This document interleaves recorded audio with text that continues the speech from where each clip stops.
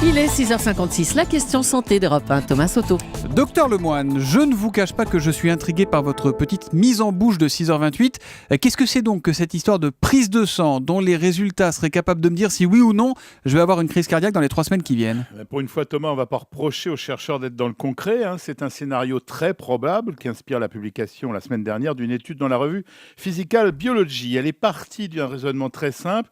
Y aurait-il dans le sang des gens qui vont faire un infarctus, un marqueur pouvant nous dire en amont que le processus est en marche? Eh bien, la réponse est oui. Il y aurait donc, si je vous suis bien, un signal d'alarme en quelque sorte dans notre sang, une sorte d'avertisseur, mais pourtant c'est soudain, c'est brutal, ça ne prévient pas un infarctus, on est d'accord? Thomas, si vous regardez autour de vous, ceux qui ont été victimes d'un infarctus, ce sont à une très grande majorité soit des bons vivants, soit des fumeurs, des stressés inactifs ou encore des gens qui ont un cholestérol trop élevé. Il y en a même qui cumulent la totale. Ça représente la cible de cette étude. Les chercheurs se sont intéressés à des cellules particulières que l'on appelle CEC, faciles à trouver et surtout à compter dans une prise de sang.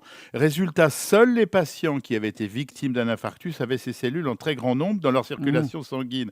Alors les chercheurs n'ont pas fait cela pour le fun, mais pour le business. Ils appartiennent à un institut californien qui vient de mettre au point le test sanguin qui va permettre de repérer ces cellules particulières au moins 3 semaines avant l'infarctus. Mais alors attendez, soyons positifs. A contrario, si ces cellules, ces fameuses CEC sont absentes de notre sang, ça veut dire qu'on a 0 risque d'infarctus. On peut être aussi catégorique que ça, docteur? Je vois venir les hypochondriaques. Là. Jamais un médecin, au nom du principe de précaution, affirmera qu'il n'y a rien. En revanche, il pourra dire qu'il y a menace et plutôt que de rassurer ces hypochondriaques, de gagner du temps avec urgence. Jusque-là, Jean-François, les médecins n'avaient aucune possibilité de voir venir une crise cardiaque. Ils n'étaient quand même pas complètement démunis. On connaît les profils à risque, vous les évoquiez il y a quelques secondes. C'est vrai qu'avec l'examen, la recherche de signes avant-coureurs, d'autres types de prises de sang, on sait trier les candidats malheureux à l'infarctus. En revanche, nous n'avons actuellement rien pour dire aussi précisément, vous allez avoir une attaque cardiaque dans les 3 semaines qui viennent. Et c'est donc un simple test, une simple petite piqûre. Oui, facile, qui fait pas mal, facile à effectuer, également peu onéreuse. Et quelles sont les étapes suivantes, Jean-François? Il va se passer quoi maintenant? C'est pour quand concrètement? Quand est-ce qu'on ira se faire piquer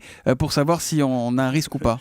On va tester cette technique sur des gens très à risque, ceux qui vont à l'hôpital pour des douleurs à la poitrine et dont la menace d'infarctus est imminente. On va pouvoir vérifier la validité de cette invention géniale et pour que l'éthique de cette étude soit respectée, on va le faire dans un milieu très sécurisé. Ça devrait prendre entre 1 ou 2 ans. Évidemment, quand on a 3 semaines pour réagir à un problème qui arrive, ça change tout, j'imagine. Ah oui, on ne va pas attendre le défibrillateur à la main que ça se produise, et parce qu'on a des armes contre la survenue de l'infarctus, que ce soit des anticoagulants ou la mise en place d'un petit ressort que l'on appelle un stent qui permet de laisser ouvertes les artères coronaires. Et puis, on va mettre en place plus sérieusement une hygiène de vie. Eh bien, merci beaucoup, Jean-François Lemoine. La question santé d'Europe 1, tous les matins à 7h-5. À demain, Jean-François. À demain.